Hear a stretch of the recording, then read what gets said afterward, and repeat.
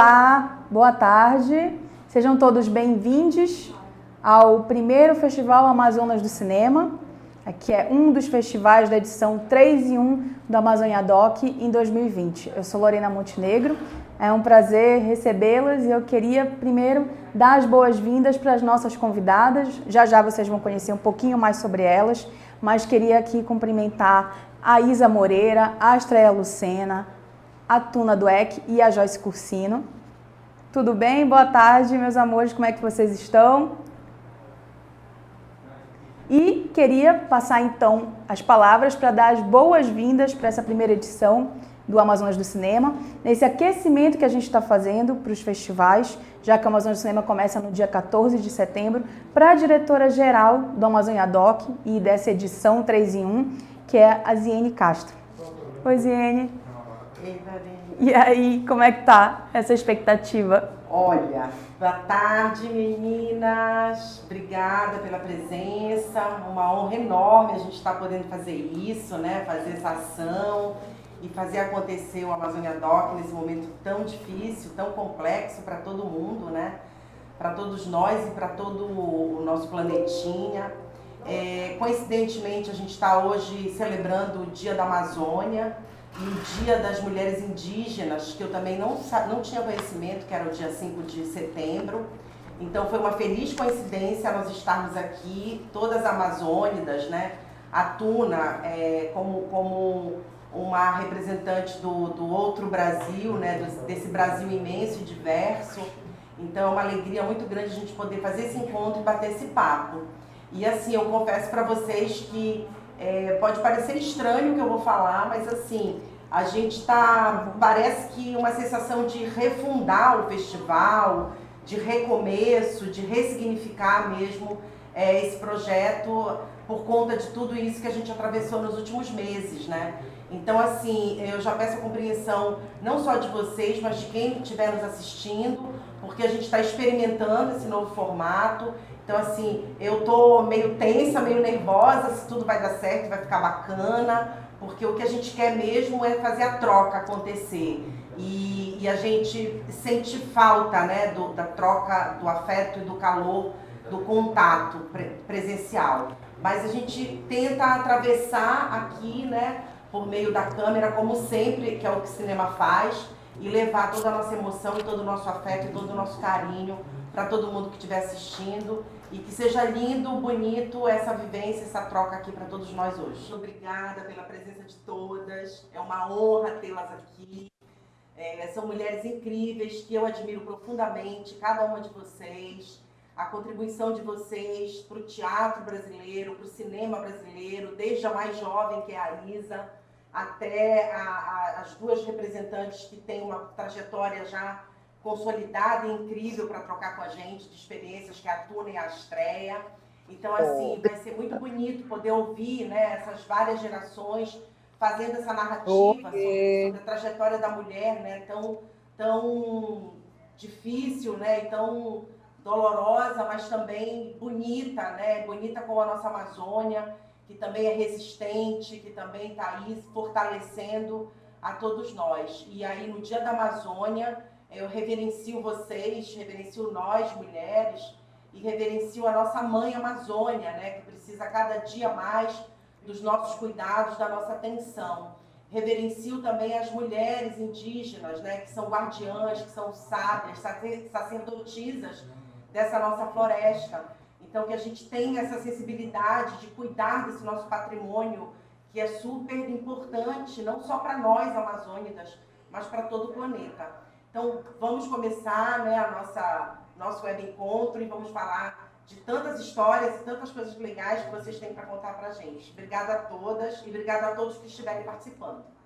Meninas, muito obrigada mesmo, desde já. E eu queria agradecer a Ziene pela participação, mas como eu falei, ela é a diretora do nosso festival, então ela não para. Ela tem em todos os lugares ao mesmo tempo. E eu queria convidar a Carol Abreu agora para vir para cá com a gente. Ziene, muito obrigada. A Ziene vai estar assistindo vocês, vai estar participando do chat. Tchau. A Carol Abreu, que é esta moça que beijo, Ziene, beijo. A coordenação.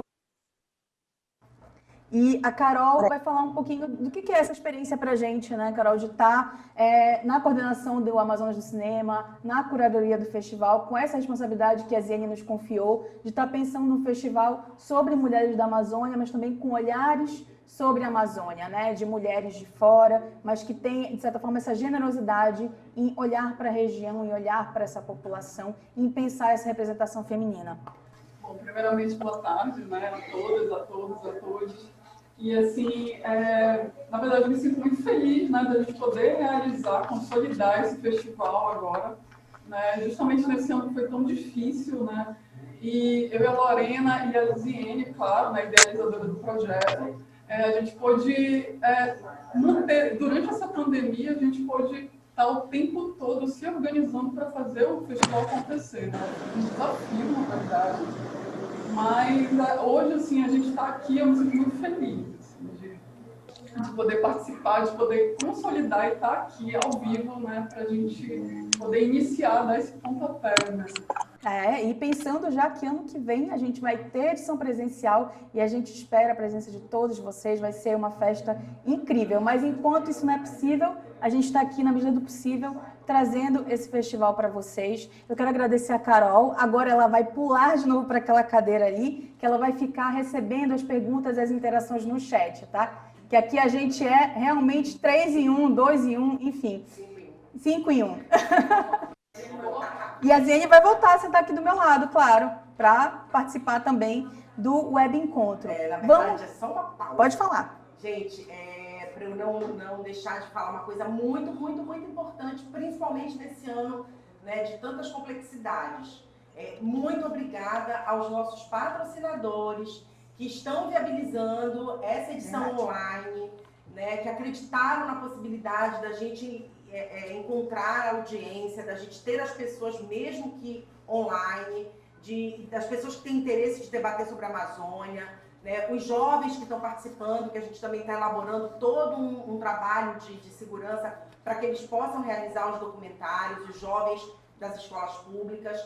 Que é o nosso curta nas escolas, né? O curta nas escolas, que foi bem difícil de adequar para o modelo online.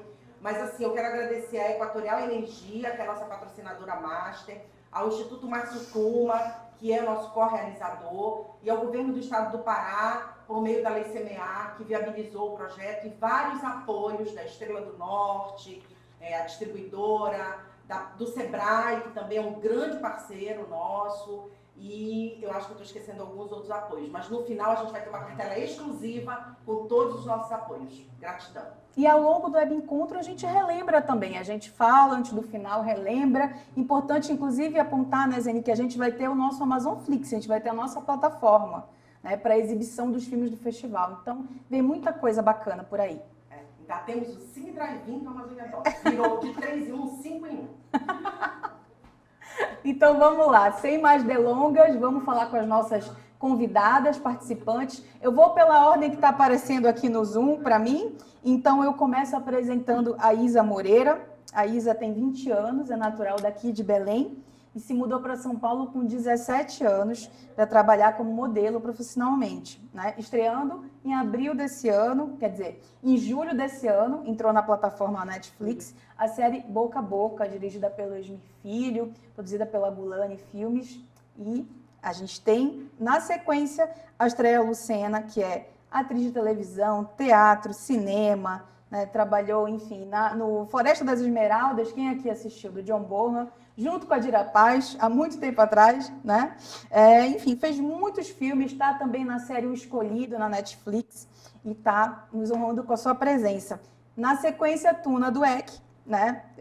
Atriz paulistana de teatro, televisão, cinema, publicidade, né? Uma potência realmente da arte, né? Formada pela Escola de Artes Dramáticas EAD da USP e em Ciências Sociais pela PUC de São Paulo. E a Joyce Cursino, né, nossa queridíssima colaboradora do Festival do Amazônia Doc, do Amazonas do Cinema, né, há muito tempo apresentadora, começou como atriz em 2016 e desde então já participou de 3 longas-metragens, de séries de TV como Sacoleiras, da websérie que inclusive ela é roteirista e criadora também, a Pretas, além de vários curtas comerciais e videoclipes, né? Ela é fundadora da Negritar Produções, responsável também pelo Festival Telas em Movimento e está com a gente no Curta nas Escolas e vai trazer um pouco da experiência, né? Todas vocês aqui trocando um pouco essas experiências com a gente sobre o que é atuar, o que é ser atriz da Amazônia, na Amazônia ou em outros lugares, ou no caso da Tuna, querida, não ser da Amazônia, mas se sentir muito parte disso aqui, né? Então, queria começar, na verdade, pedindo para vocês falarem qual é a expectativa de vocês para esse festival e como é que é ser atriz no meio dessa pandemia, quais são os principais desafios que vocês estão enfrentando, tá bom? Tem que olhar para cá. Porque, né, tá no Zoom, a gente está acostumado a olhar para vocês, mas eu tenho que olhar para esta câmera. Então, Isa, por favor, você pode começar? Como é que está sendo para ti? Eu estou acompanhando o Amazônia Doc quando o festival iniciou online, assisti vários filmes. Vocês estão me ouvindo? Eu estou te ouvindo, mas não estou te vendo. Eu queria pedir só para a Estreia e para a Tuna, eu acho que mutarem o microfone um instantinho, só para a gente poder ouvir a Isa, tá?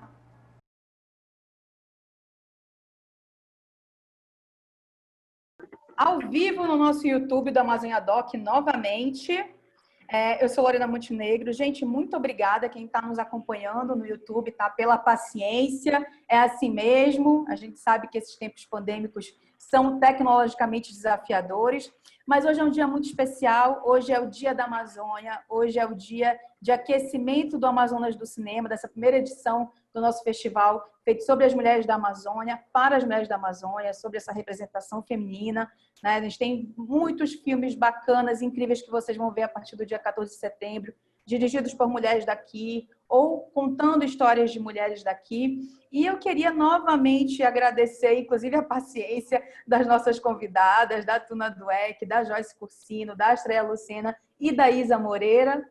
A Isa, que é a mais nova integrante desse grupo de atrizes fantásticas, né, da Amazônia. E eu queria, então, pedir, Isa, vamos lá, novamente, conta pra gente um pouco a tua história de modelo da Ford Models, maravilhosa. Como é que você entrou nesse universo da atuação na série Boca a Boca, do Esmir Filho, que tá na Netflix, viu? Quem quiser assistir aí, vamos prestigiar a Isa. Pode começar, meu bem. A minha agência recebeu a convocação para uma modelo nas minhas características, sendo uma moça negra que aparenta ter entre 15 e 17 anos. E nisso eu fui chamada, fiz o meu primeiro teste, foi uma self-tape. Eu precisava contar uma história de o que tinha acontecido com aquela menina chamada Isabel, que acordou com uma doença X, ninguém sabe o que é. E isso foi o primeiro teste. Uma justiça que eu...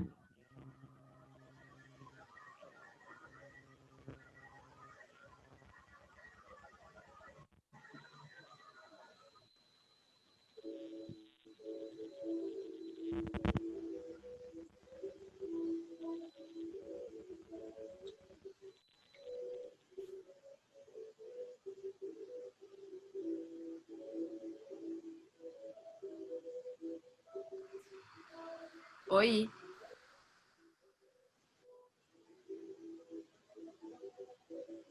Tu ficaste muda de repente, eu achei estranho. Pois Será é. que a tua conexão agora, do nada? Vocês ouviram a Isa bem? Tá bem? Não, Ouviram, eu não Joyce? ouvi a Isa bem. A voz da Isa estava estranha, toda entrecortada, misturada, estava estranha, não estava limpa. Tinha uma coisa suja, um som sujo. Tá. Agora, Tá. agora De repente a internet. Eu vou deixar bombando, conectada. Não, eu vou deixar conectada no microfone do meu computador, então. Tá. Pronto, isso, melhor. Vamos lá. agora tá ótimo, tá se ouvindo. Mais uma vez. Era uma vez na Ford Models. Era uma vez lá na Ford, o meu agente recebeu o chamado de que precisavam de uma atriz, mesmo na época eu não tinha experiência nenhuma, nas minhas características, sendo negra, aparentando ter entre 15 e 18 anos, se eu não me engano. E eu fui chamada para fazer o primeiro teste, foi um self-tape. Nisso eu fiz contando essa história dessa menina chamada Isabel, que acordou com uma doença.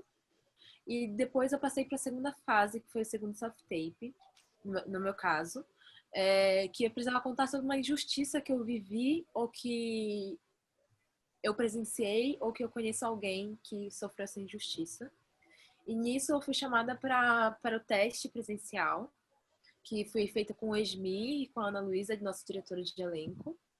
E depois eu passei para as oficinas, que foram 3 dias muito intensos com os atores que estavam sendo cogitados para a série, tanto como protagonistas, como o elenco dos jovens. E nisso, depois dessas 3 oficinas, eu recebi o resultado, né? Isa, você vai participar da série sendo a Fran, nossa protagonista.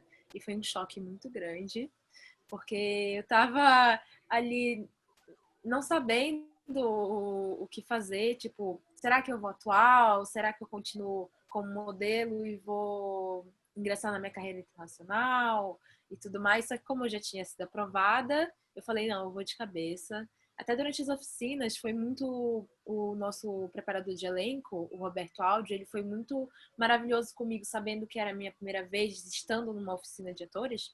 Ele me guiou de uma forma muito única. De tipo, Isa, desfila como se você estivesse na passarela ou como se estivesse na frente de uma câmera. Mesmo que nada tivesse a ver com a minha personagem ou no teste, eles queriam entender onde eu conseguia chegar.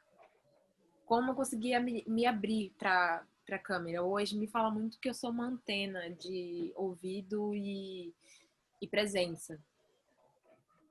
Meio que isso. Esse foi o processo de seleção. Mas tudo eu recebi pela Ford, que na minha época o agente em contato com a Ana Luísa, nossa diretora de elenco.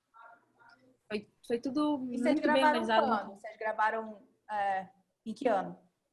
A gente começou a gravação no dia 14 de julho de 2019. E foi até final de setembro.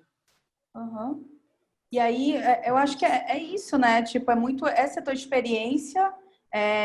Primeiro, estavam buscando um biótipo, né? Estavam buscando um biótipo de uma atriz jovem, negra e tudo, mas eu acho que tu imprime, eu não vi toda a série ainda, tá? Eu te confesso que eu vi 3 episódios, mas imprime uma coisa, acho que muito bacana, assim, que é até no sotaque, sabe? Um pouco dessa coisa realmente de seres daqui. Por mais que as pessoas não consigam identificar de cara, mas eu acho que tem algo muito único, né, nesse processo de estar numa produção nacional, mas ao mesmo tempo trazer alguma coisa, as tuas características para essa personagem também, né? Para a gente ampliar um pouco esse debate, eu queria agora passar então a palavra para a Tuna, e assim, já avisando, Joyce, Astrea, se quiserem intervir também, fiquem à vontade, tá? A dinâmica é realmente como se nós estivéssemos todas num lugar, né, conversando, numa roda de conversa mesmo, enfim. E Tuna, tu já é um pouco o processo oposto da Isa, né? Não só em carreira, em idade, né? Tu já está aí há muito, muito tempo, algumas décadas trabalhando, mas assim, por ser uma atriz de São Paulo que veio para a Amazônia trabalhar, né? Conta um pouco como é que foi esse teu processo aqui de entrar na região, de entender esses sotaques, essa troca também com a equipe, com os locais. Conta pra gente. Bom, primeiro eu quero agradecer. Dá para ouvir, né, o que eu estou falando? Dá para ouvir? Tá. Sim. Primeiro eu quero agradecer, Lorena, a honra de estar com essas companheiras maravilhosas, essas mulheres fortíssimas, poderosas, talentosas. Eu já me sinto da Amazônia, assim, com a maior humildade, eu já me sinto, desde os anos 70, pertencente. Porque, por causa da minha amizade com Milton Ratum, na época ele nem era escritor, né? Ele era arquiteto, e nós ficamos muito amigos por questões de universidade, políticas, amigos, enfim. Então, eu já tenho a Amazônia dentro de mim desde os anos 70, por causa da minha amizade com Milton Ratum. Depois, quando eu voltei do exílio para o Brasil, o primeiro lugar onde eu fui, eu cheguei em São Paulo e o primeiro lugar onde eu fui com meu ex-marido foi Manaus. Então, de certa forma, eu saí do Brasil no auge da ditadura, fui para o exílio, voltei E quando eu volto, eu me jogo no Rio Negro, eu me jogo no Rio Amazonas, eu vou para os Igarapés, eu vou para Manaus, eu vou para o Teatro Amazonas, eu vou encontrar toda essa liberdade, essa floresta, essa força, né? Como diz a Astra, essa ancestralidade toda. Então, de novo, a Amazônia penetra em mim e eu começo a me sentir parte. Eu não me sinto, eu sou de São Paulo. Tem uma coisa universal para mim, né? Que é a coisa humana. E aí, em 2003, fui trabalhar com a Dira Paz, meu primeiro seriado na Rede Globo. Conheci a Dira, de novo, a Amazônia na minha vida, de novo essa empatia imediata com a Dira. Mana para cá, mana para lá, de novo a Amazônia. E aí foi preciso, olha, quantos anos para que eu voltasse através do trabalho e cheguei em Belém, que era um lugar onde eu sempre quis desembarcar. Eu sempre quis ver o peso. Quando eu chego em Belém, o motorista que foi me buscar já me levou ali na beira do rio, já me levou para passear, estava chovendo. Eu esqueci a Havaiana, fomos comprar a Havaiana. Eu sei que quando eu cheguei em Belém, eu olhei e falei assim, nossa, mas parece que eu já estive aqui.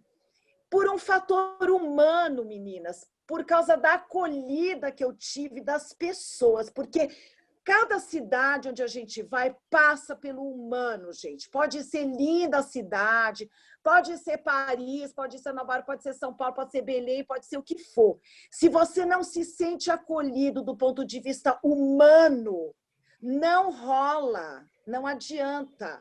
Então, quando eu cheguei, eu já me senti, eu falei, nossa, eu faço parte daqui.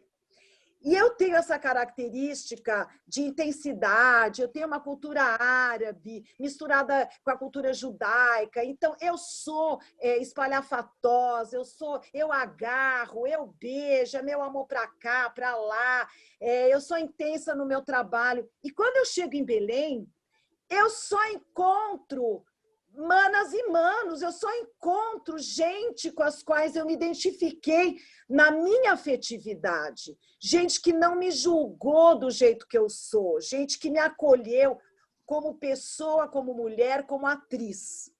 Curiosidade para vocês, eu conheci a Tuna em Belém. Em abril. A gente se encontrou na fila do restaurante, né, Lolo? Foi maravilhoso, foi uma empatia imediata, que a gente já tinha se conhecido, né? E aí eu parecia assim, eu não tinha medo de nada. As pessoas falavam assim, a Lorena sabe, não vai para cá que é perigoso, não passa lá na Praça da República depois das 6 horas da tarde. Eu respeito o que falam para mim. E eu falava, tudo bem, gente, vocês moram aqui, eu venho lá daquela cidade de São Paulo, super violenta, eu vou respeitar. Mas eu me sentia parte integrante daquela cidade. Eu me sentia como se eu tivesse estado há muito tempo e durante muito tempo, justamente por causa dessa afetividade. E quando a gente vai para trabalhar num lugar, e como a gente foi para o Tocantins, você já tem meio caminho andado, porque a gente já vai para aquele lugar com um propósito. A gente já vai para aquele lugar com um objetivo. Então, a gente não está ali perdida, a gente está muito focada, muito centrada num trabalho. E o trabalho de ator é muito rigoroso, gente. O trabalho de ator requer muita disciplina, né, Isa? Muita disciplina, muita pontualidade, sim, muito foco, muita atenção, muito estudo, muita dedicação. Então, eu já cheguei em Belém com essa coisa amorosa que eu tenho, me sentindo acolhida dessa maneira tão intensa, tão espontânea, né? Meu amor para cá, meu amor para lá, já cheguei no hotel, todo mundo... E o pessoal tinha visto novelas que eu fiz, eles já me conheciam, tinham visto Escolhido, muita gente vinha pedir autógrafo, o pessoal de Belém é super noveleiro, eu fiquei besta. Não é verdade, Lolo? Porque, gente, mas como? Eu sou noveleira. Eu acho que sou noveleira novela também, vai. Eu acho que está na nossa cultura. Eu acho que a melhor coisa que a Globo faz é novela. E a gente é bairrista, né? Quando teve aquela, como é? Muito. Aquela novela que é com a Isis Valverde aqui, nossa, todo mundo ficava empolgadíssimo. A novela, né, passava Nossa, longe de super. Eu traduzir. lembro que o Ver o Peso fecharam o Ver o Peso alguns sim. dias e ficava a galera toda ao redor. E eu estudava Ficava lá catitando, perto. né, Isa? Como a gente diz aqui, ficava só catitando, só vendo o que estava acontecendo. E a novela passava longe de traduzir o que era, de fato, isso aqui, mas a gente amava, né? Exatamente. Tenho muitas críticas, inclusive. Então, e aí tinha essa identidade, né, que eu tive, uma identificação com a cidade, com a cultura, e isso que eu falo para vocês, essa coisa afetiva que tem em Belém. Eu fiquei encantada, porque eu falei, meu Deus, aqui eu posso ser quem eu sou. Eu posso ser exatamente o que eu sinto, sem ser julgada, se é assim que se comporta, se não é. Era uma fraternidade, né? Eu senti muito, muito isso. Então, eu já fui catapultada e me senti muito à vontade, muito acolhida, né? Então, como eu estava falando, tem essa relação com a Dira, tem essa relação com o Milton Ratum, tem essa relação com o cinema, mas tem uma relação com o humano. E é isso que importa na nossa vida, gente, é o humano. Por isso que o que a gente está vivendo hoje é um momento, é um divisor de águas. Porque é o seguinte, a gente está vivendo... Pode falar um pouquinho sobre isso? Eu acho que sim, mas eu queria até ouvir um pouquinho, Astrid, se tu permitir. Sim. E aí eu acho que a gente pode voltar até fazer esse bate-bola realmente sobre essa questão da pandemia, que seria a minha próxima pergunta. Na verdade, provocação para vocês, porque tu fala muito dessa coisa do afeto, né? Desse lugar de ter vindo para cá, para Belém, de ter visto essa possibilidade que São Paulo muitas vezes não te dá, de interagir com as pessoas, quer dizer, dentro do teu ofício de atriz, mas também de humana, né? Eu te via muito na rua conversando com as pessoas e tudo. E a Astreia está um pouco vivendo esse momento oposto agora, porque ela está morando em São Paulo, né, por conta dos trabalhos, dos projetos e tudo, mas ela é uma pessoa que eu conheço a Astreia há pouco tempo, mas sou uma grande admiradora também, e já percebi que ela é essa pessoa, Joyce também pode falar muito bem, muito afetuosa, né, muito amorosa. Como é que está sendo para ti, Astreia, também um pouco estar nesse outro lugar, né? Tá em São Paulo, com o teu jeito amazônico, como é que é para ti nas relações humanas e no trabalho trazer um pouco isso e tentar equilibrar? Oi, gente, quase boa noite, né? São quase 6 horas da tarde. Quase 6 horas, isso. Um prazer enorme estar aqui, tá? Conhecer a Isa, reencontrar a Tuna e a Joyce, tá? Nós somos as guerreiras, nós somos aquelas que estamos, né, na luta. Mas é isso. Você fez uma pergunta, Lorena, sim. São Paulo, Lorena, para mim, sempre foi muito acolhedora.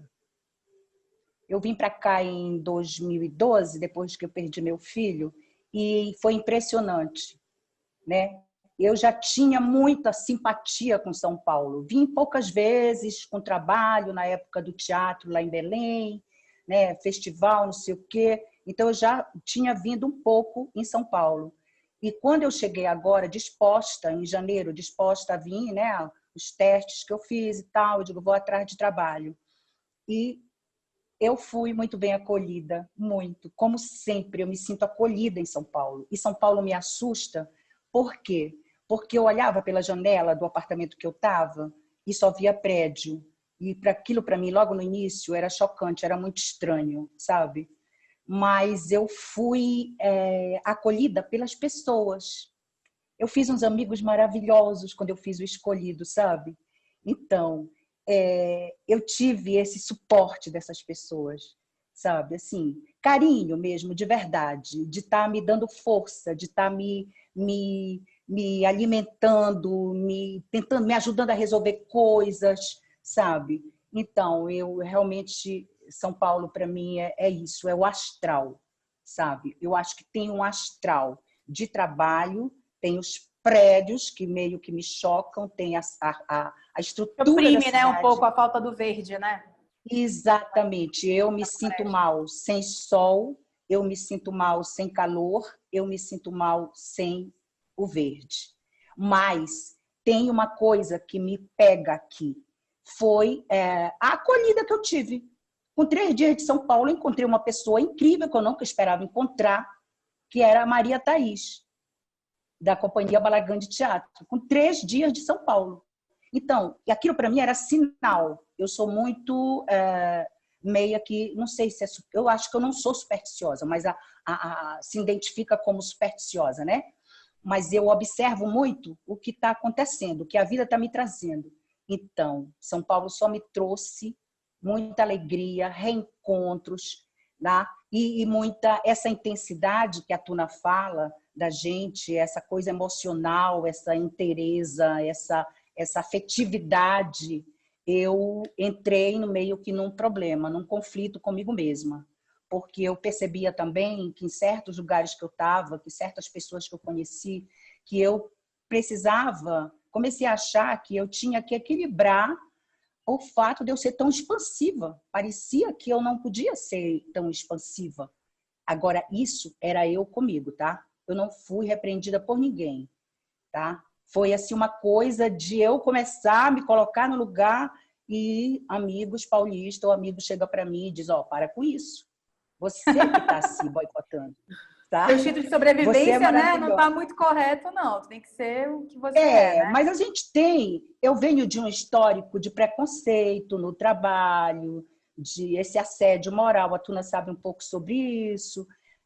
Sofri um pouco disso na Netflix, né? Mas, assim, eu nunca deixei isso me queimar, deixei isso me doer tanto. O que eu fazia? Eu imediatamente me colocava de só eu sei o percurso que eu fiz para chegar até aqui.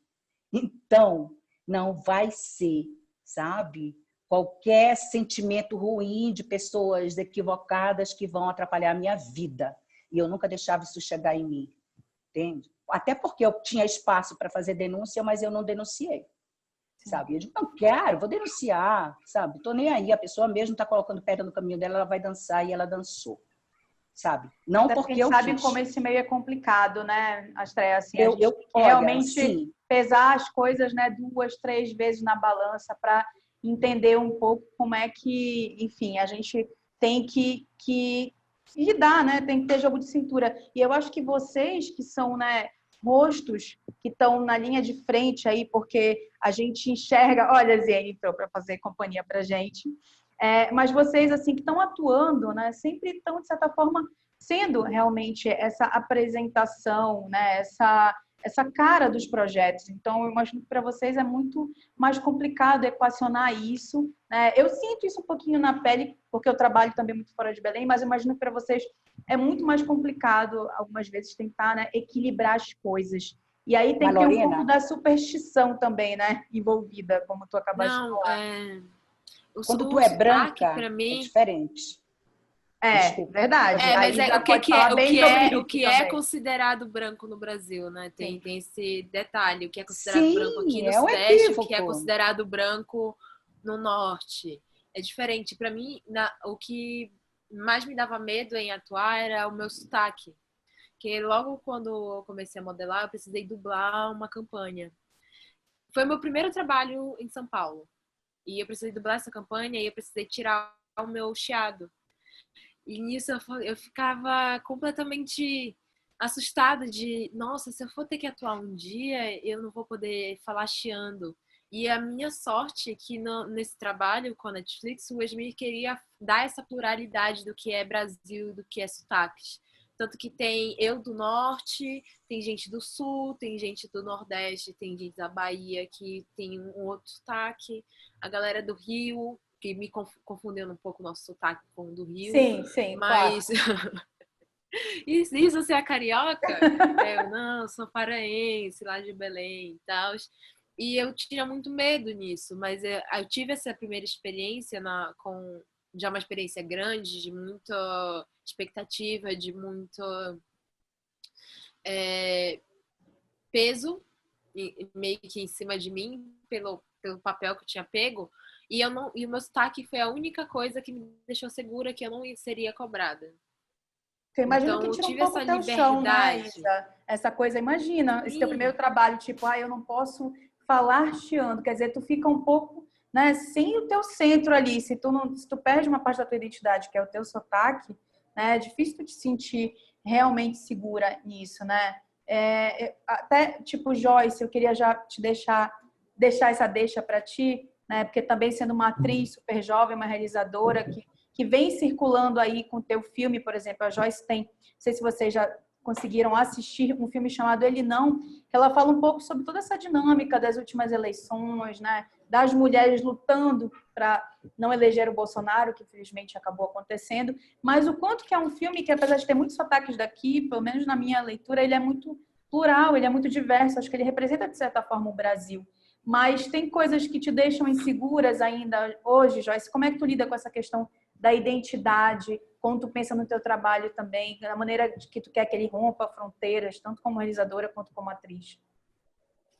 Realmente é muito difícil. Primeiramente, boa tarde para toda você. Boa noite, que já são 6 Boa horas. noite. Que aqui anoitece mais cedo. Aí em São Paulo já tá claro, mas aqui tá escuro já. Já tá escuro, na verdade. Eu tô com uma outra luz. Eu tô no quintal aberto. Já tá um outro cenário. Tá ótimo, o aí, teu cenário tá ótimo aí, adorei. Ficou um cenário tão hoje. Então, gente, boa noite. É uma honra para mim estar aqui dividido esse espaço com vocês, né? E participando desse festival, que é um festival que já vem aí há anos, né? Fazendo esse debate sobre a importância, principalmente dessa linguagem do documentário, sabe? Trazer atrizes agora nessa nova roupagem, e trazer essa roupagem também de focar na questão da mulher. E nesses debates é muito importante, então parabéns. Eu sei que esses problemas técnicos eles são um desafio aí, né? Principalmente desse ano. Mas o importante é que a gente está aqui para mim é sempre muito... Eu sou jornalista, né? Então eu gosto muito de escutar. Às vezes eu escuto muito só para depois falar, né? Então eu adorei escutar assim, as perspectivas de cada uma de vocês, né? O mergulho de cada uma, de cada história, de cada lugar e a entrada no cinema. E aí eu acho que a minha trajetória como atriz, Lorena, em relação a essa questão da identidade, vem desse incômodo também, né?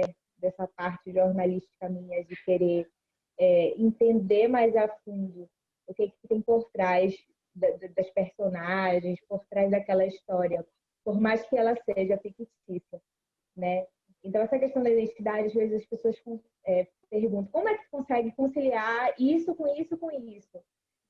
Tipo assim, quando a gente faz escolhas, né, acerca de quem nós somos e o que nós queremos, e às vezes essas escolhas vão mudar, essas trajetórias vão mudar ao longo do caminho, a gente acaba se conectando com pessoas que estão seguindo aquele mesmo caminho, né? Eu acredito muito nisso. Na verdade, a minha experiência me mostra isso. Então, a partir do momento que eu traço esse caminho de que, ok, eu entrei, eu fiz a minha primeira série em 2016, Os Quatro na Amazônia, né? E a Valentina, que era a minha personagem, era uma moça super ativa, empoderada, que pesquisava, que tinha uma visão de mundo coletiva, né? E eu também me apropriei desse universo da personagem para mim. Eu trouxe, sempre falo para o diretor. Ele falou, você te tornaste da Valentina? Eu falo, é isso, né? Porque às vezes a gente não conhece outras histórias e acaba sendo, essa história se torna inspiração para você seguir o seu caminho. Então, a minha inspiração, ela é fictícia, assim, a Valentina é uma inspiração para mim, em relação à trajetória que ela segue dentro da série, que é uma comunicadora que vai ali falar de cultura, de arte, de resistência, que é exatamente assim como reverbera o que eu faço hoje. Então, eu me espelho muito nessa personagem, que começou a minha primeira personagem. Então, costurar isso assim e dizer muitos nãos, né? Porque você vai ficando mais qualitativa, né? No começo você quer aceitar tudo, você vai, você faz. E aí, com o passar do tempo, que essas escolhas já tem experiências a partir dessas vivências no set ou na vida em relação ao que tu queres fazer, o que tu queres seguir, que bandeira tu queres levantar, já passa a dizer assim mesmo, isso aqui não, né? Isso aqui sim, né? E eu acho que isso é um processo de maturidade mesmo. E é isso, e a gente vai estar todo o tempo em construção. Isso vai estar sendo construído o tempo todo, assim. A gente vai E eu estar imagino que, errando, e vai ainda estar... mais que nesse momento, né, Joyce, parece que as linhas se confundem. Eu imagino que a sensação para vocês é a mesma. Eu digo em relação ao desenvolvimento da carreira de vocês como artistas e também essa faceta tipo humana, né? Como lidar com tudo isso? Que aí eu já volto para a Tuna, né? Para essa questão desse momento mesmo que a gente vive, né? Entender um pouco como é que vocês estão trabalhando nesse momento, como é que vocês estão lidando, se estão todas em isolamento, na medida do possível ou não. Como é que está sendo vivenciar, né, essa pandemia e, ao mesmo tempo, atuar? Tem muitos projetos, né, que estão ocorrendo, inclusive no próprio Zoom, de forma remota, alguns filmes, algumas séries que estão sendo realizadas em outras plataformas. Como é que vocês enxergam esse momento? E assim, se foi complicado para vocês administrar algumas questões de trabalho ou se agora já está mais tranquilo? Como é que vocês estão vivenciando essa crise? Bom, já que você falou de mim, primeiro eu queria pegar um verbo muito importante que a Joyce falou, que é ouvir, escutar. Então, a gente está vivendo, eu acho, a nível planetário, um momento de escuta, né? Um momento muito paradoxal, em que a gente está vivenciando sentimentos de melancolia, tristeza, luto, perdas, questionamentos, angústias e, paradoxalmente, gestos de solidariedade que geram alegria, que geram gratidão, que geram esperanças, né? A gente está vivendo um momento muito contraditório, né? E a gente está se ouvindo muito. Eu acho que a gente está se voltando um pouco ao que é essencial, não sei se vocês concordam, um pouco ao que é importante realmente. Do ponto de vista do trabalho, para o artista, como diz o Gabriel Vilela, nós estamos enjaulados. O primeiro momento foi muito violento para nós, né? A estreia, a Joyce, Com Isa, certeza. foi terrível, porque nós estávamos cheios de projetos, cheios de gás, com aquela energia a mil e que foi simplesmente sufocada a revelia da gente. Gente, eu estava em Belém, não tinha ainda a quarentena, né? Eu vim correndo para São Paulo, tudo fechado. E aí começou esse movimento, vamos fazer Zoom, vamos fazer websérie, vamos gravar isso, vamos gravar aquilo, vamos fazer leitura teatral. E a gente nem dominava bem essa ferramenta tecnológica, né? E a gente está vivendo uma coisa... Volta e meia a gente apanha ainda dela, né? Nossa, total, eu estou totalmente perdida aqui. Mas a gente está vivendo... Eu nem falo nada nesse lance aí, eu fico calada. Mas é uma ferramenta que a gente vai ter que dominar. Como diz o Anselmo Zola, ele tem um programa no YouTube muito bonito, chama De Dentro para Fora. A gente está vivendo de dentro para fora. A gente está revisitando o nosso passado, muitas coisas que a gente queria ter feito não fez, que a gente queria ter falado não falou. A gente começa a rever posturas, a gente começa a rever atitudes. E aí, o que vai acontecer? Na hora que a gente for para fora, vai explodir. A gente vai ver vozes até então sufocadas, a gente vai ver o nascimento de novas narrativas, as vozes negras, as vozes indígenas, as vozes femininas.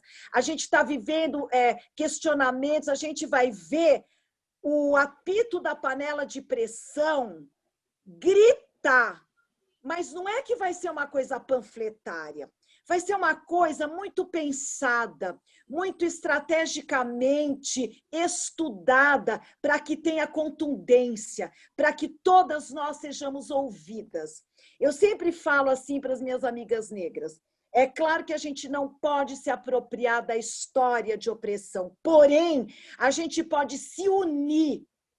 Todas as classes, todas as raças, todas as crenças, a gente pode se unir contra todas as opressões. Eu só não vou me unir com gente que você sabe quem é. Essa gente, para mim, não existe. Eu não consigo dialogar, e eu assumo isso. Eu não consigo dialogar com o opressor. Isso eu não consigo.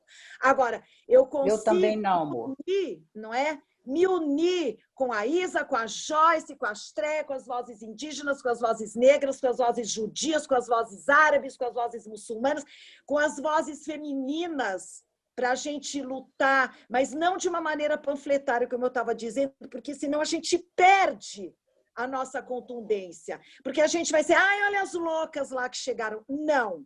A gente está no momento de estudar estratégias, de se comunicar umas com as outras, de estudar o que a gente vai fazer. E a partir da arte, a gente pode falar mais alto, porque a arte vai vir com tudo. Nós somos artistas.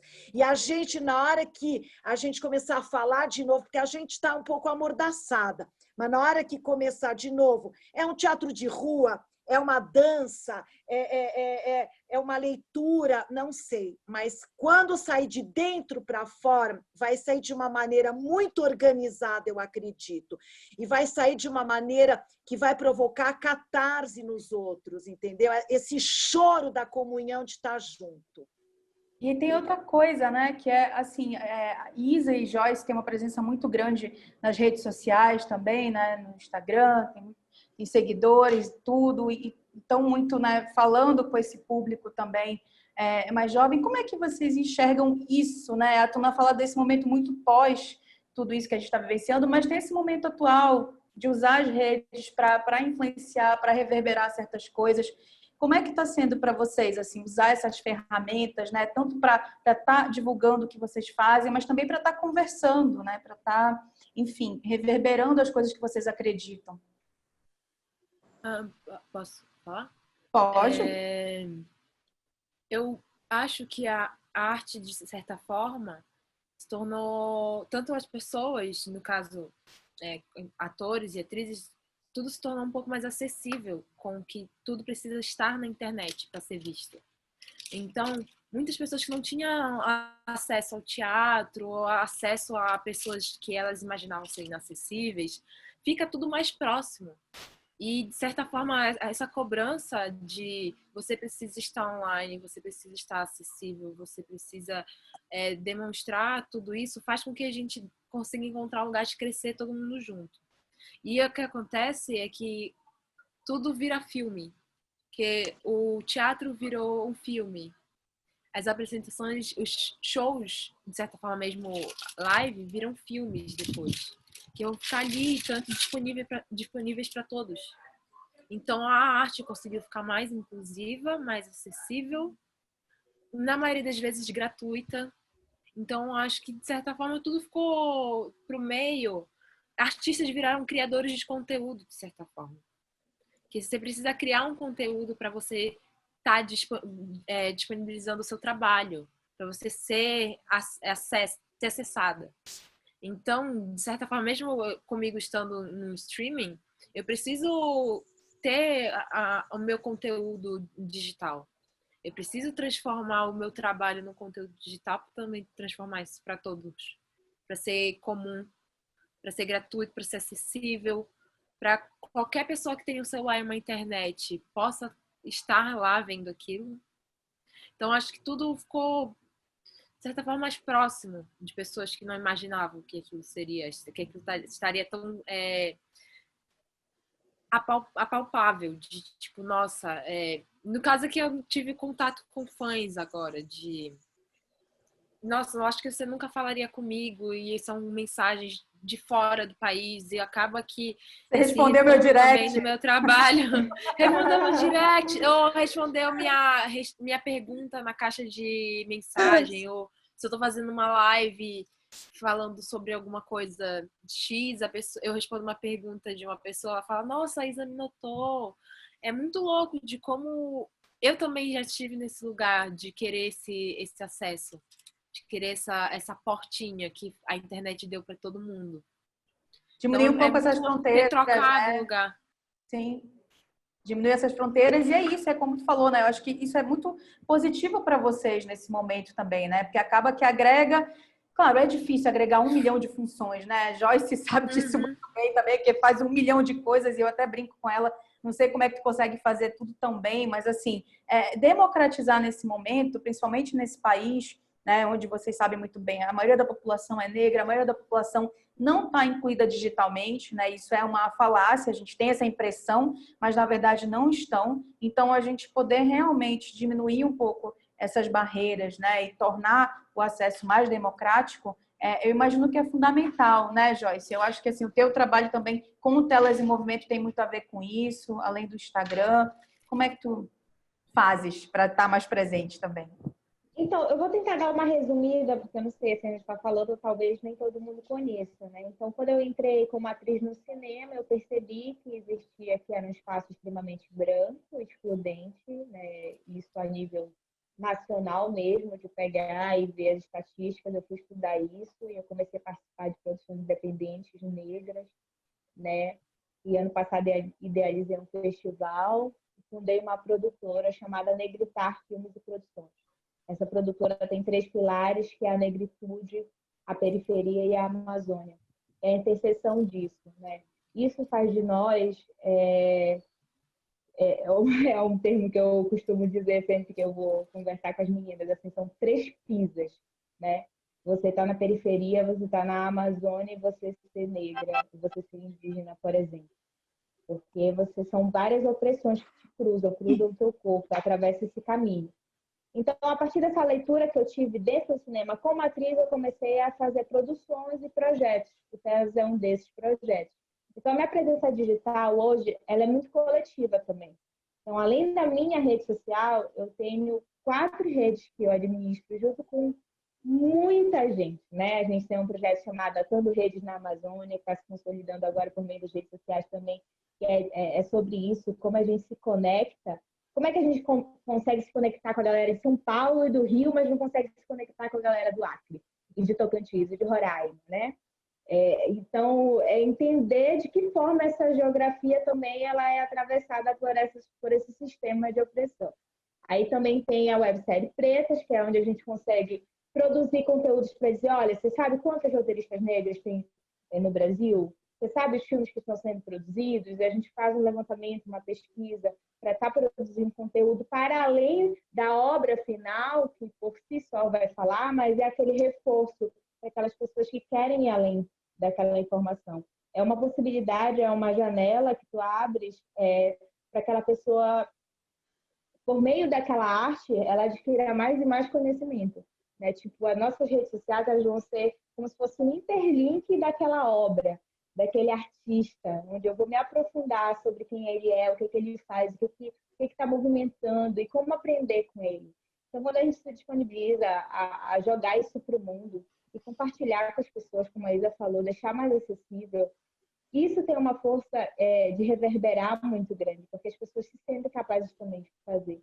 E isso vai ganhando uma musculatura muito maior, né? E aí eu acho que é isso, mostrar mesmo assim que não é um caminho impossível, que exige de nós muita luta, né? Que não é pura meritocracia também, não vejo dessa forma. Eu acredito que tem as lutas que a gente trava individualmente, a nossa persistência, mas também a gente tem que entender que tem uma galera aí, inclusive mulheres, há anos lutando para que a gente pudesse, por exemplo, eu ProUni 100% integral na universidade, para estar no espaço hoje.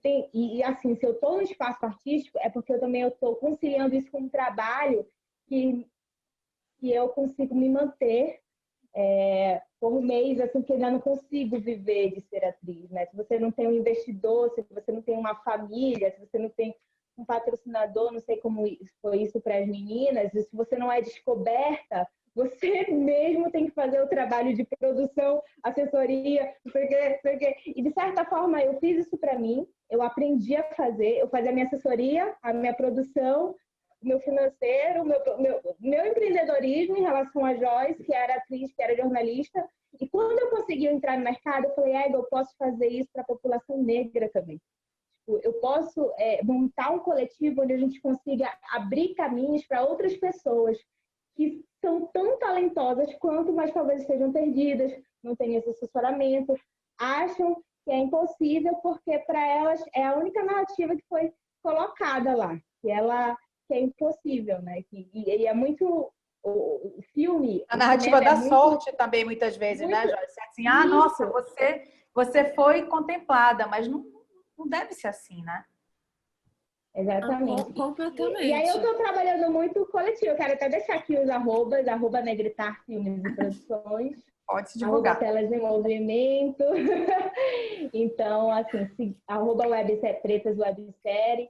Então, lá que a gente está produzindo esse conteúdo, são conteúdos pensados coletivamente. Assim. Isso que é muito bacana. Porque aí não é uma perspectiva única. E, assim, e tudo isso que tu fala, né, sobre ter esse engajamento, mas ter essa consciência também do lugar onde tu estás, eu acho que reverbera em todas vocês, né? Enfim, não conheço... Isa estou conhecendo agora, mas já estou encantada pela pessoa e pela atriz também, né, que eu estou conhecendo. Mas eu acho que atuar, né, eu vejo muito isso, assim, no que vocês estão falando aqui, tem muito a ver com esse posicionamento de mundo, né, com esse questionamento político e com entender também que, na verdade, você está multiplicando, né, você não é sozinha, você está acompanhada aí por uma série de outras mulheres que ou vieram antes ou que vão vir depois. Então, tem que manter realmente essa engrenagem funcionando, né? A Joyce faz um trabalho, acho que incrível, de multiplicar isso também em várias frentes, né? Mas eu acho que também combater esse próprio vício, né? E esses preconceitos que estão inundando o audiovisual brasileiro como um todo, né? A gente teve recentemente, eu tive a oportunidade, por exemplo, de fazer uma matéria sobre... com várias cineastas. Agora que voltou o som. Não tinha nada, ouvindo? Não tinha um áudio. Nada? Vocês estão me ouvindo? Até agora, nada. Agora. Então agora acho eu estou te ouvindo. Foi teu, Miki, a estreia. Mas eu estava falando sobre essa questão de como que o audiovisual brasileiro ainda é muito cheio de preconceitos e a gente precisa lutar muito, né, para romper certas... O mundo não é o audiovisual brasileiro só. Se fosse só o audiovisual brasileiro, é o mundo inteiro. No mundo inteiro, verdade. A gente teve uma comoção recente. Especialmente o nosso país. Mas eu digo assim, a gente teve uma comoção recente, por exemplo, com a morte do Chadwick Boseman, que fez o Pantera Negra, ou toda a questão que vem, né, imbricada nisso, dessa representatividade que há muitos anos foi relegada às pessoas pretas, né? Foi assim, elas nunca se viram, vocês nunca se viram no cinema, né, Isa e Joyce, até um pouquíssimo tempo atrás.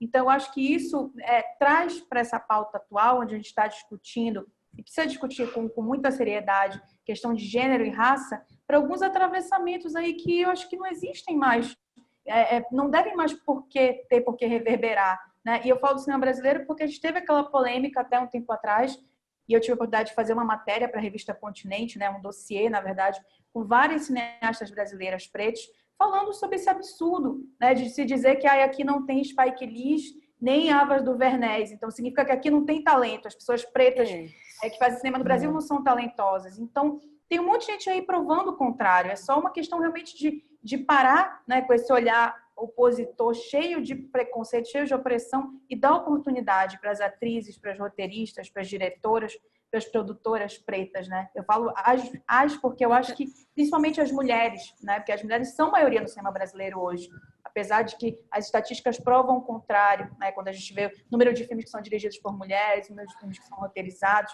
mas queria entender um pouco, e aí pegando o gancho do que a Joyce até jogou para vocês também, como é que vocês, digamos assim, organizam a carreira de vocês, né? Como é que vocês pensam, mas como é que vocês enxergam também esse momento do audiovisual?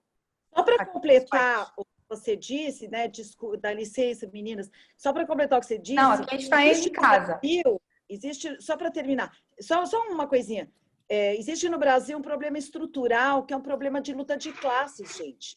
Então, o negro ele é associado à pobreza. O negro é sempre associado à pessoa desvalida. E o preconceito já vem dali. E ao bandido. Ele é associado ao crime, ao bandido. Essa hipocrisia de dizer, ai, que democracia racial. Aonde? Olha a desigualdade, gente. Olha o que acontece socialmente, economicamente, né? Então, tem que acabar um pouquinho com essa, entre aspas, democracia racial, porque as pessoas se surpreendem, né? Quando vem um negro super bem-sucedido. O que é isso, gente? Tem que acabar com essa hipocrisia de dizer, que é tudo muito pacífico. Não é. Não é. Eu tenho amigos negros que me contam histórias de arrepiar. E vocês sabem disso. Então, o problema já está na estrutura de um sistema de injustiça, de um sistema desigual, de um capitalismo selvagem, né? Eu acho. Que diz que existe cinema de senzala e cinema de casa grande, né? Quando Ficou louca com essa história. E assim, eu vejo também, a gente- Lorena, só para complementar. Claro, depois a Isa fala, depois da Joyce. Pronto. Essa é só uma complementação. Quando saiu a pesquisa de 2016, dizendo que tinha 0 mulheres negras diretoras e 0 mulheres negras no roteiro, eles estavam falando mais dos 400 longas-metragens daquele ano que tiveram bilheteria, né? Que tiveram uma expansão, uma distribuição. Claro que existiam nesse ano, naquele período, diretoras negras e roteiristas negros, mas elas estavam apagadas do sistema. Então, não é que nós não existimos, né? Porque parece a primeira, a única, nós estamos, mas a todo momento há uma tentativa de apagamento. Então, se a pessoa consegue, não tem recurso, não tem edital, ela tem que se encaixar naquela narrativa para fazer a obra. Aí ela entra no sistema. Aí ela não consegue fazer uma produção, uma captação de recursos para fazer aquilo, porque quem está na cabeça das empresas são as pessoas brancas, né? E aí essas pessoas nem todas têm essa sensibilidade. Aí ela não consegue distribuir o filme porque as pessoas que estão lá na cabeça da distribuição acreditam que essa narrativa não seja uma narrativa importante. E aí quando a gente vai para esse espaço da internet, onde essa maioria da população se reconhece e diz, olha, é isso aqui que a gente quer ver, que é o Pantera Negra, a gente quer saber dessa história, que é sucesso de bilheteria, onde as crianças se reconhecem nesse herói negro, se reconhecem nesse legado, a gente muda o raciocínio, inclusive, do capital. Né? E aí, por isso que agora, mais do que nunca, a gente tem que estar muito atento também ao sequestro dessa narrativa. Né? Porque a gente não pode negociar isso. Isso não está havendo. Isso aconteceu aqui depois que muito sangue foi derramado. E ainda é. Com certeza. Essas violências policiais, todas essas coisas que a gente está presenciando hoje, que estão muito mais presentes nos noticiários, é porque a gente está aqui muito conectado a isso, saímos das nossas correrias, estamos atentos aqui a esse mundo, mas isso sempre existiu. Né? A gente tem as estatísticas aí, os atlas aí, falando há anos que a cada 23 minutos um jovem negro é assassinado nesse Brasil. Aí a gente, né? Se como tem uma situação ali, vira uma chave, não é de agora. Não é de agora. Mas por que que as empresas elas passam a querer essa narrativa? E aí é o momento da nossa estratégia. Qual é a contrapartida social? Né? De que forma o Chad fez? E nesse filme eu vou atuar, eu quero pessoas pretas aqui. Entendeu? É a inclusão para dentro do mercado, é a inclusão por meio da valorização desse ator, dessa atriz, que é protagonista, então ela vai receber o mesmo valor que a protagonista branca. Por que ela tem que receber um valor menor?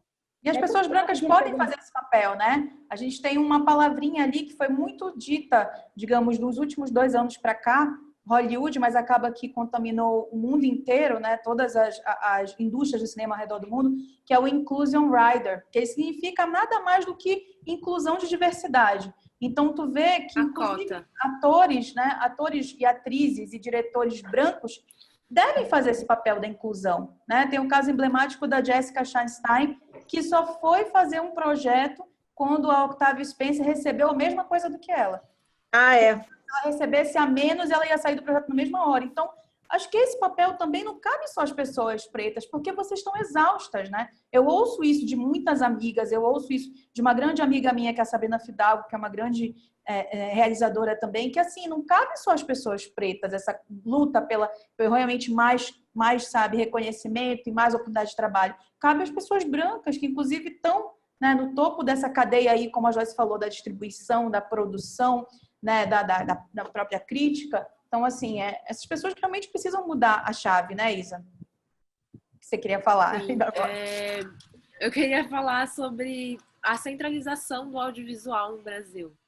De que onde tudo é o eixo Rio-São Paulo. em como que o apagamento de todo o audiovisual do Brasil fora do eixo acontece dentro das próprias associações de cinema. As associações de cinema não recebem pessoas do norte e do nordeste para ser sócios. Porque não são, elas não fazem parte do eixo, elas não estão em São Paulo se matando, querendo ser inclusas no cinema e na publicidade e trabalhar. Se elas não estão aqui, elas não são ninguém, elas não estão produzindo no Pará, eles não estão produzindo na Amazônia, não estão produzindo no Acre, não estão produzindo em Recife. O cinema de Recife é maravilhoso.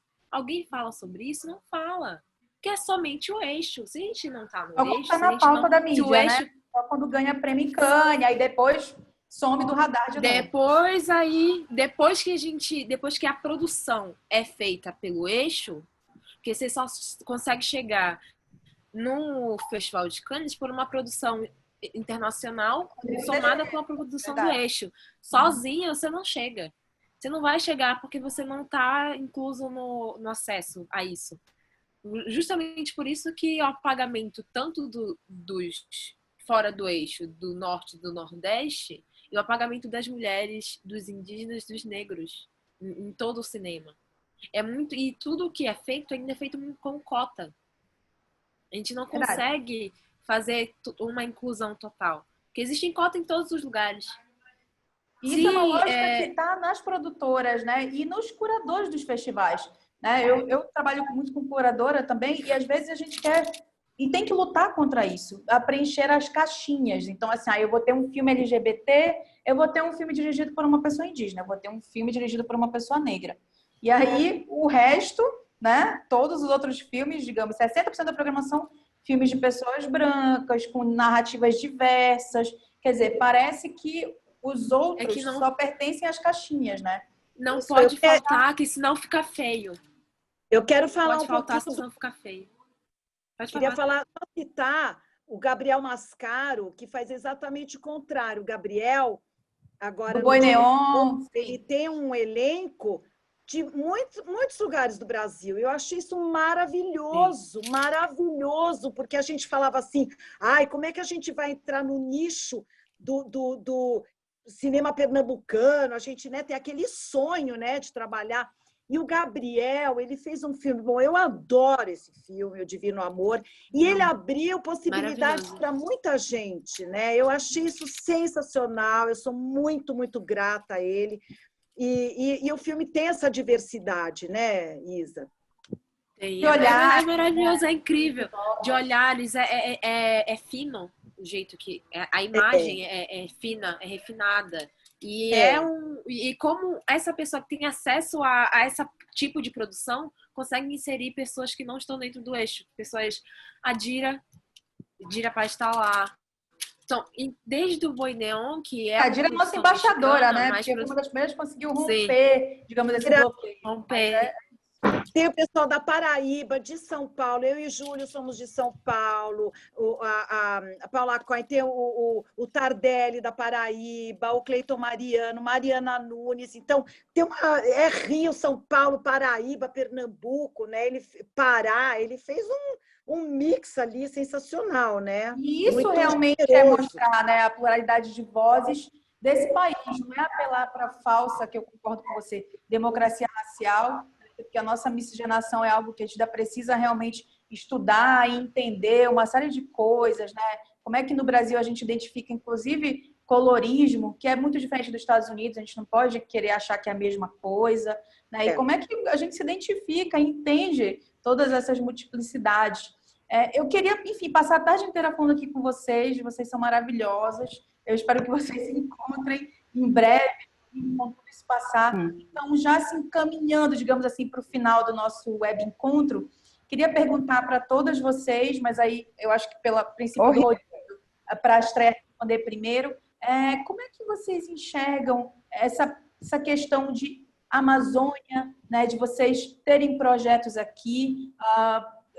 Eu falo isso porque 3 de vocês estão em São Paulo atualmente, né?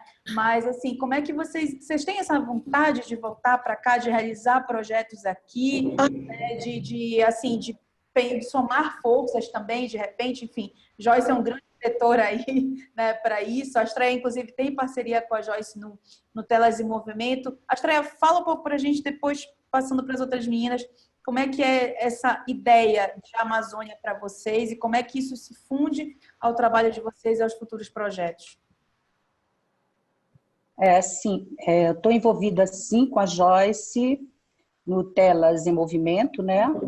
E com muito orgulho disso, inclusive, muito feliz por estar nesse contato com essas pessoas, onde realmente estou aprendendo muito.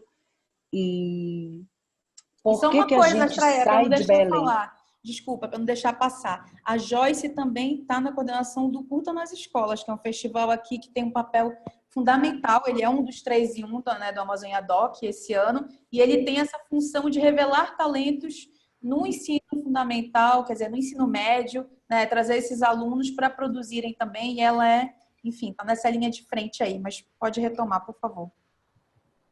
Não, eu tive junto com a Joyce nesse projeto dentro da Brigadeiro Também, Fontinelli. verdade. Entendeu? Estou junto há um tempo já e decidi vir para São Paulo, uma coisa bem pessoal minha, né? Dar uma olhada, de repente descobri e tomei consciência de que eu estou fazendo aqui, porque lá em Belém, enquanto eu estava lá, o que eu consegui fazer foi, digamos, eu nunca acho que é sorte, eu acho que é merecimento, sabe? Mas veio para minha mão assim de maneira absurda.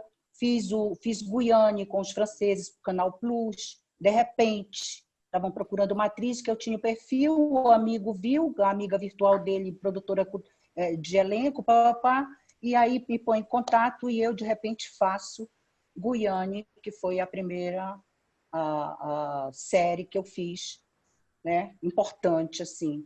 Depois veio Pureza, fiz uma cena com Dira no Pureza, e do Pureza, Maravilhosa, de repente, eu por estava sinal, na Netflix. O filme do Renato. Pois é, eu ainda nem vi Pureza. Eu vi em Barbieri, Brasília, exatamente. eu vi em Brasília, mas ele ia estrear depois, só que a pandemia veio, né? Mas em breve a gente deve ter oportunidade de ver, que é uma atuação... Não, ele estreou no Festival Nacional de Cinema no Rio de Janeiro. Estreou lá. Sim, no Festival do Rio. Desculpa, Brasília não. Eu vi outro filme do Renato em Brasília, que a cabeça já não está mais funcionando. No Festival do Rio. Pois é. Então, como é que é? Você fala como é que é estar fora de Belém? Qual foi a tua pergunta? Não, como é que você pensa em voltar para cá em projetos na Amazônia? Já estou escalada, já estou escalada. E aí depois eu estou escalada. Eu tenho já, eu não pude participar de uma reunião por uma questão pessoal aí, eu estava junto com o Paulo, eu não consegui participar de uma reunião importante que tinha sobre esse projeto, junto com esse povo maravilhoso daí, com Joyce, com Lília, né, o pessoal do CRIA. E eu descobri, no outro dia que eu fui abrir, que eu olhei as mensagens, vou atuar, eu vou estar de atriz, que é a coisa que mais eu amo, é atuar. Na verdade, isso é a minha vida, né? Teatro, todo mundo, de repente, em Belém, sabe desse meu movimento, dessa paixão. E o cinema, para mim, é novo, o audiovisual é novo, apesar de eu estar desde 2010, depois do Matinta, que foi o filme que projetou a gente, o curta do Fernando Sektovic, que deu uma projeção nacional para os artistas paraenses. Com a Dira, né? Acho que só falta a Isa atuar com a Dira, porque todas vocês já atuaram aqui com a Dira. Dira e Adriano Barroso e eu, e pela primeira vez, de repente, eu estava no elenco principal. Joyce ainda então, não, mas mim, é praticamente unicarne. Uma tinta foi para mim um marco. Uma tinta eu amo fazer, eu amo ter feito uma tinta, eu amo aquele filme. E depois disso começou a rolar, começou a vir. Aí de repente eu tô no Escolhido. Aí as pessoas me diziam, alguém me disse da produção, você foi um achado. Eu digo, ainda bem que me acharam, né? Me acharam. A escolhida da produção. Estava demorando me acharem. Vocês filmaram aonde a estreia, o Escolhido? Foi em São Paulo? No Tocantins. Não, foi no o Escolhido? O Escolhido, isso. Onde ele foi filmado? Tocantins, junto com a Tuna. Foi onde eu conheci essa criatura absurda chamada Tuna Duque. que virou minha amiga, e outras pessoas maravilhosas também. É igual. E a partir daí, assim, por que não voltar para Belém? O quê? Que Olha, a foi? gente- Ela acho que deu um delay. Não, a Tuna falou igual. Ela falou igual. Tá vendo isso aqui? Isso aqui é o álcool gel, porque Dona Estréia Lucena me apresentou o Laboratório São Lucas. Ai, Ah, que ótimo, gente. Então, Lorena, A gente é muito voltar apaixonada para por Belém. Belém, eu tô ligada em Belém, eu sou louca por Belém. Eu acabei de gravar para Vale do Rio Doce um comercial sobre o Sírio, em homenagem à Santa. Eu me senti muito premiada, tá? Eu me senti realmente, eu digo, porque eu sou devota da Nossa Senhora de Nazaré, Nazinha, mãezinha do meu coração, entendeu? E, de repente, eu tive a oportunidade de homenagear a minha santa, mesmo que tenha sido através da Vale do Rio Doce, tudo bem, né, é uma empresa e tal, eu preciso trabalhar, não vou me justificar aqui. Fiz, é o meu trabalho. E fiz com o maior amor. E, assim, vou voltar para Belém, sim, tá? Eu tenho uma casa montada em Belém, sabe? Morro de saudade. Agora, eu estou entre Belém e São Paulo. Eu vou para Belém trabalhar. Vou para Belém, Não, faço o que normal. Eu tenho acho que que esse é fazer o e volto. movimento. Esse é o movimento mesmo, né? A gente está onde tem Entendeu? trabalho. Mas Belém está no teu DNA e o Círio vem aí, né? E Nazica está abençoando todo mundo também. Eu acho que isso que é o Todo fundamental. mundo, em casa. Todos vão ser abençoados em casa, porque vai ser Porque é online, seguro, né? né, gente? Imagina, Deus o livre, um Círio ao vivo. Não Não, quero tem nem que pensar. ser, tem que ser, tem que ser, nem pensar, aquela loucura toda. Quer dizer, não é uma loucura, é uma procissão. Desculpa, Astrea, não fala assim. Mas, Isa, como é que tá essa mas, tua gente, é isso. previsão, a tua projeção, assim? Tu tem Amazônia nos teus planos de trabalho ou isso, por enquanto, é algo mais distante? A gente vai realmente ser o teu público, vai te assistir? Como é que tu estás pensando isso? Por enquanto, ainda está um pouco distante da movimentação, porque precisa entender como vai ser a movimentação de volta, né? Verdade, E talvez todos nós. tenhamos a segunda temporada, então eu meio que estou presa a São Paulo por um tempo, né? Porque agora que eu caí de paraquedas aqui, eu preciso entender como é que vai ser, sei lá, novos projetos, emissoras diferentes, o que eu vou fazer, o que eu preciso estudar aqui. Infelizmente, se eu quiser ter um bom currículo, eu preciso estar aqui também. Então, meus planos ainda são São Paulo. Pretendo ir para Belém para visitar, que ainda tenho a minha família e tudo mais, mas para trabalho ainda tá meio complicado entender como é que vai ser. Até desde que eu saí de Belém, é muito complicado eu saber se eu vou voltar até de férias. Porque às vezes você precisa estar 100% disponível aqui. Se a sua vida, se a sua carreira está sendo montada aqui, até como atriz, eu não consigo chegar e, gente, eu tô indo pra Amazônia, tô indo pra Belém, só visitar, não. Você tem que ter um motivo pra você estar indo pra lá. Então, quando aconteceu minha primeira proposta de fazer alguma coisa pro lado do norte, com certeza eu vou. Tu estás aí desde É quando, assim, morando? Desde de maio de 2018. Não, eu saí de Belém em dezembro de 2017. Ainda fiquei um tempo morando em Belo Horizonte, que era o jeito mais fácil de eu conseguir me estabilizar, procurar uma casa em São Paulo, uma agência e tudo mais. Mas é sempre uma grande incógnita de quando eu vou voltar. No meu caso, é sempre quando eu vou voltar. É muito difícil saber, é muito difícil ter essa disponibilidade. E até quando tem a disponibilidade, às vezes eu sou barrada. Porque, Sim, eu Isa, entendo. Pelos teus você não compromissos pode ir aí, pra né? lá. Você não pode ir pra lá. Talvez você tenha um trabalho aqui semana que vem. Já aconteceu de eu ir pra Belém com uma passagem pra ficar 2 semanas e eu ficar 5 dias e ter que voltar. E às vezes é um pouco chato de não poder curtir um pouco a minha família, de curtir a cidade. Que eu cresci aí. Eu passei desde que eu nasci até eu sair daí. Durante 17 anos eu morei em Belém. Então, é difícil também se separar, porque a minha raiz não foi cortada, mas, tipo, a minha raiz ainda tá muito distante, ainda mais ter que ficar em São Paulo, onde não tem a natureza acessível, não é, você não olha para o lado e tem um mato, tem um rio, eu cresci Olha, eu acho nadando que tu no pode rio. combinar com a estreia para vocês darem umas voltas no Ibirapuera, viu? Convida a Tuna também, a Joyce, quando ela estiver por aí, que eu acho que vai ser terapêutico para vocês, ficar mais perto da natureza.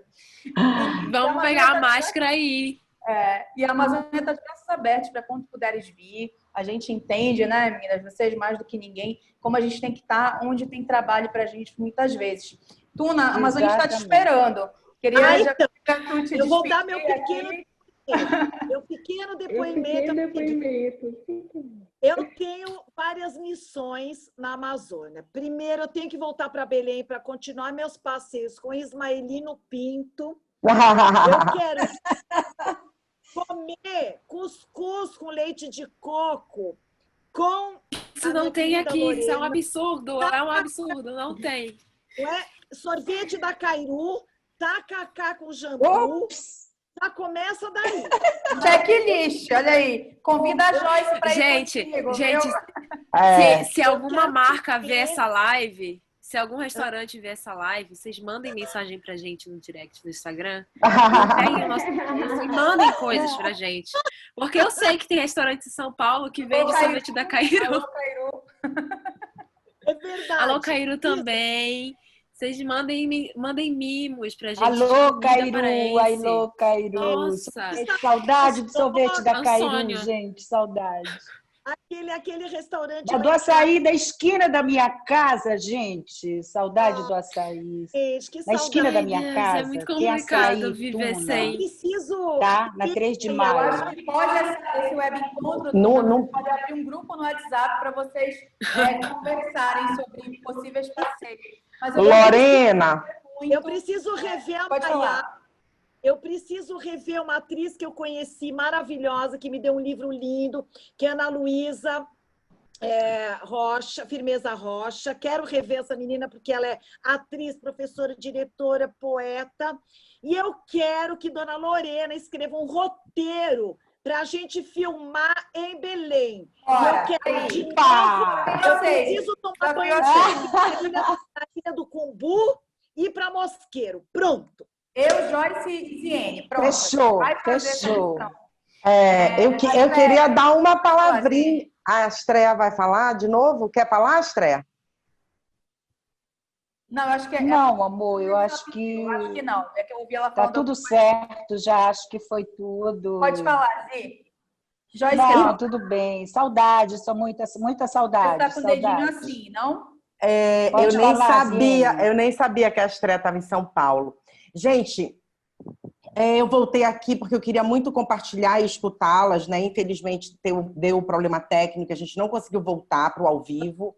Então, desculpas, porque a gente fez essas pré-lives para a gente até ganhar expertise e a equipe aqui também afinar os problemas técnicos. Mas, de qualquer modo, eu quero dizer para vocês que eu, como realizadora, eu acho assim, é super importante o diálogo, né, entre todos nesse país, tanto realizadores quanto atores, atrizes, sabe? Eu acho que esse diálogo ele é fundamental para todos se sentirem pertencentes do Brasil. Eu acho que o que acontece é que tem um Brasil separado, dividido, sabe? E que causa muitos conflitos entre nós mesmos. Então, assim, eu como realizadora também tenho muitas dificuldades para acessar, em muitas ocasiões, atores de diversos outros lugares, que também, de certa forma, nós, realizadores daqui, também somos invisíveis.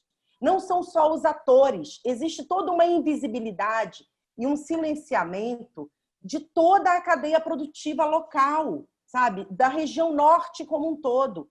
Esses 11 anos de realização do festival me aponta muito esse caminho em relação à Panamazônia inteira. Porque, assim, esses 11 anos eu me tornei uma grande pesquisadora da cinematografia da Panamazônia, tanto de documentário quanto de ficção. E tem tanta coisa maravilhosa, e tantos atores, e tantos diretores que a gente desconhece, que a gente nunca ouviu falar desses países todos. Então, assim, quando eu abracei esse projeto, a minha intenção era muito, sabe, criar pontes para que nós conseguíssemos dialogar, tanto com esse outro Brasil, sabe, que a gente dialoga muito pouco, quanto com essas outras Amazônias, que também a gente dialoga quase nada, sabe? E que a gente tem complexidades e potencialidades muito semelhantes, né? E eu acho que a gente pode, todos nós juntos, podemos nos enriquecer e nos potencializar. Então, assim, é incrível como, quando eu converso com outras mulheres, por exemplo, que realizam festivais aqui na Amazônia, e elas dizem, a gente é invisível, Ziene, as pessoas não sabem quase que a gente existe. Inclusive, eu, como realizadora de um festival que tem 11 anos de percurso, é muito difícil a gente conseguir credibilidade, a gente conseguir visibilidade, a gente conseguir atrair pessoas que querem colaborar, que querem contribuir para construir e fortalecer as nossas produções. Então, isso está em todos os aspectos. Então, eu acho que vocês que acabam indo para fora, nós também, eu que vou para fora, eu trago para cá, no sentido muito desse diálogo ser fortalecido, sabe? Eu acho que isso é uma coisa importante assim, que a Astrea pode fazer quando ela se torna uma voz lá fora, que a Isa pode fazer, sabe? A própria Tuna que vem para cá, eu acho que essas vozes precisam reverberar e falar, olha, gente, o Norte faz cinema também, sabe? Não. Lá também tem bons técnicos, lá também tem bons realizadores, lá também tem bons roteiristas. Eu acho que o papel do festival é muito nesse sentido, sabe? De mostrar e potencializar toda essa cinematografia, sabe? Tanto no aspecto da ficção quanto do documentário, porque é muito vasto, muito rico, muito potente. Eu acho que nós somos muito potentes e nós precisamos cada vez mais ser valorizados. Obrigada a todos vocês. Vocês são vozes muito plurais, né, Ziene? Eu acho que depois dessa fala aí que eu espero que reverbere em todas nós, queria agradecer imensamente a vocês, Tuna, Isa, Joyce, Astrea, né, que são pessoas que eu admiro, e dizer que o Amazonas do Cinema, né, as Amazonas do Cinema, o Amazônia Doc está aqui esperando vocês, esperando que ano que vem a gente tenha a nossa edição presencial e todas vocês já estão convidadas para vir, para participar, quem não está aqui, né, Joyce, que é a nossa colaboradora, e é isso. A Vamos Joyce ver se a gente se encontra, né, muito em breve. A júri, ela é júri e coordenadora, são muitas funções. Ela é muita coisa, ela é muitas. Mas queria agradecer muitíssimo, muitíssimo a vocês, né? E esperar que vocês prestigiem o festival, porque a gente tem filmes muito bacanas, né? Eu falei um pouco disso aqui, eu faço, além da crítica de cinema, né, e do roteiro, faço um pouco desse papel de curadora às vezes, e acho fundamental a gente ter essa pluralidade de vozes e de vertentes do que é a Amazônia, do que é ser mulher hoje, do que significa ser uma mulher atrás de uma câmera, né, escrevendo roteiros, produzindo filmes, então, e atuando. Eu acho que vocês cumprem esse papel muito bem de representar, né, a Amazônia, as mulheres, o audiovisual brasileiro. Muito obrigada mesmo. Obrigada, Lorena. Ziene, maravilhosa. Obrigada, Ziene, por oportunizar tudo isso, né? Olha, beijo. Você ter tanta audácia. A gente só quer trabalhar. É isso que a gente quer. A gente quer Isso, Tuna. A gente é trabalhadora. A gente só é trabalhadora. Eu vou só fazer uma fala final, porque eu escutei todas vocês em relação a essa movimentação São Paulo, Belém, São Paulo, Amazônia, né? E assim, a gente parando para pensar é muito triste, assim, a alma do artista não ser livre para pousar no seu próprio território. Tá? É muito triste a gente não poder vivenciar essa experiência, porque não tem um mercado aqui que dê conta de tanta gente talentosa que a gente tem que exportar isso. Então, vamos deixar esse recado para as empresas daqui, né, Joyce? O audiovisual paraense. Está aí a Lei Aldir Blanc, está aí os editais da Secult. É só vocês quererem semear, um monte de gente com carta da semear, sem conseguir captar. Então, vamos lá, né? Vamos fortalecer. Olha, gente, estou aqui, quero trabalhar, hein? Quero trabalhar, me chamem, quero trabalhar. Nós queremos Joyce, edital, obrigada, nós obrigada, queremos Sou uma Joyce. trabalhadora. Obrigada, Ziene. Obrigada, Isa. Até mais. A gente volta com a Amazonas do Cinema no dia 14 de setembro. Obrigada, Obrigada. Joyce. Eu quero fazer, antes de Lorena. acabar, eu quero fazer uma... Beijo. Pode falar que já está acabando. Pode não acaba, não acaba. Eu quero fazer aqui, que vai ficar gravado. Amo vocês. Vai ficar gravado. Ia Um ser monte de esse ano. tagarela, amo Ia vocês. ser esse ano, mas devido a ser online, eu deixei para 2021. O convite oficial, a Estreia Lucena será homenageada em 2021 no Festival As Amazonas do Cinema. Olha só, arrasou. Ela até saiu. Então, com isso, a gente se despede. Cadê tu, Estreia? Ziane, fica contigo, então. Tu quer... A gente encerra, a gente espera a Estreia voltar. Cadê ela? Acho que... Será que ela saiu? Não sei o que aconteceu, mas Não, ficou meus o convite. Meus amores. Joyce, Beijo, gente. obrigada. Até mais. Isa, obrigada. Estreia, Muito obrigada. obrigada. Obrigada, nossos amigos Tchau. aqui das Libras. Eu ia agradecer. Obrigada. Obrigada, queridos. Até mais. Tchau, manas. Tchau, até mais. Beijão, queridas.